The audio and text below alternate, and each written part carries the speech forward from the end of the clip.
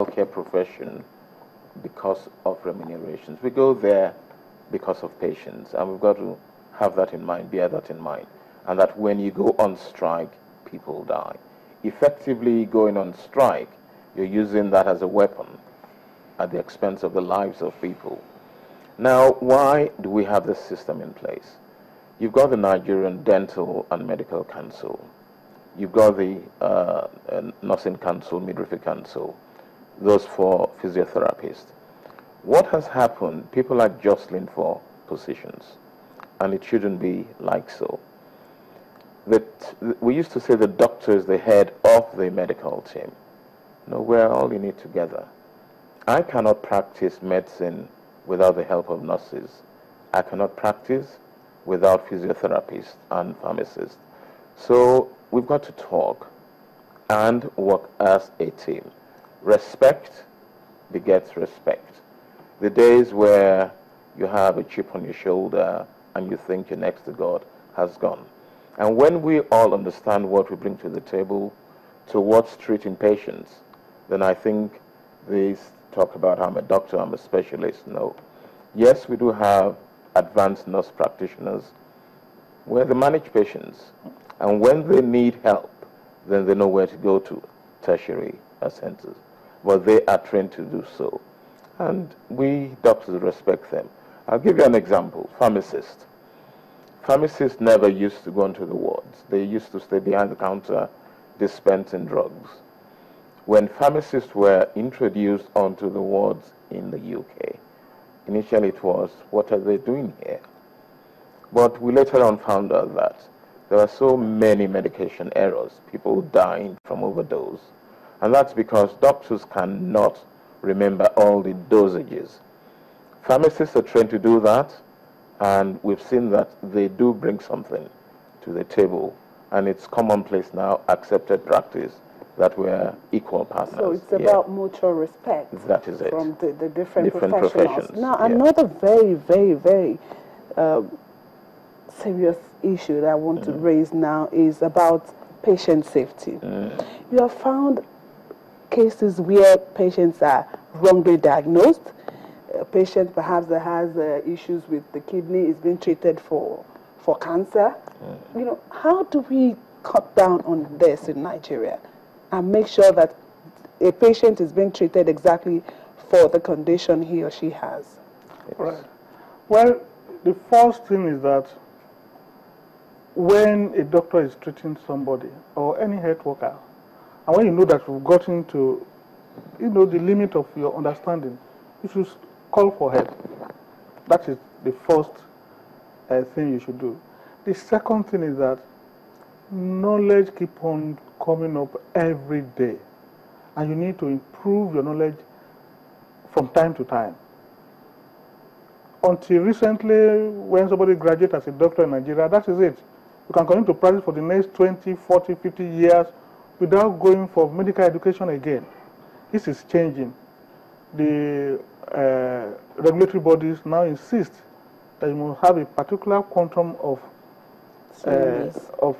hours you've gone for retraining or going for conferences, going for seminars, and improving on yourself all the time. Number three is that sometimes the diagnostic facilities actually cause problem for you. You need to get something to do. You have an inkling of something, and you send it to you send your sample for testing, or the person goes for X-ray or CT scan, or and the result comes back, and it's not going to help you, or it's going to mislead you. So all of us have to work together sometimes to be able to get the correct diagnosis for a patient. It's not a bread and butter thing. Because sometimes when somebody presents with a kidney disease, it may look like malaria initially. Funnily enough, it can look like malaria initially. If you just say, oh, this is malaria and I'm going to treat malaria. And that is what Prof was saying, that when you treat something and the person keeps on complaining or you are not getting results, then you review what you have done. That review process is very important. Number two, you send for help. Either the person comes to you to come and help you, or you send the person to somebody else. So please look at this person. Get a second opinion. I don't think I'm getting... Okay, Prof, you are a director for patient safety. Yes. Quickly, how do you ensure that indeed the patient is safe in the hands of the healthcare practitioner he or she has come to seek medical help? What I'll say to start with is the basic training, knowledge, then skills, then performance. You have to have the knowledge. You've gone to medical school, nursing school. Again, are those schools accredited? Are they good schools? Are we even well trained? That's one area we have to look at. The NUC accredit universities. Some universities have been closed down because they're not accredited. But I'll take you to one very important thing. We as human beings have to learn from our mistakes. Human beings are wired to commit errors. You can see the airline industry. They look at accidents and now put measures into place. In medicine, we're beginning to pick on that. We have to be open when things go wrong and look at why those things happened. And then you now put frameworks in place to prevent it from happening to another person. Unless we learn from mistakes, it will keep recurring. Okay, we're out of time, so a very quick one here. We're still looking at the health sector, but Yes. Someone asked a question. We can't look at the health sector. We've looked at the government, we've looked at training institutions, we've looked at management, but what about the role of the citizens? Hope asked a question. Upong G says, citizens have roles to play in their health. How many of them know their health numbers? For instance, cholesterol, BMI, sugar level, and BP.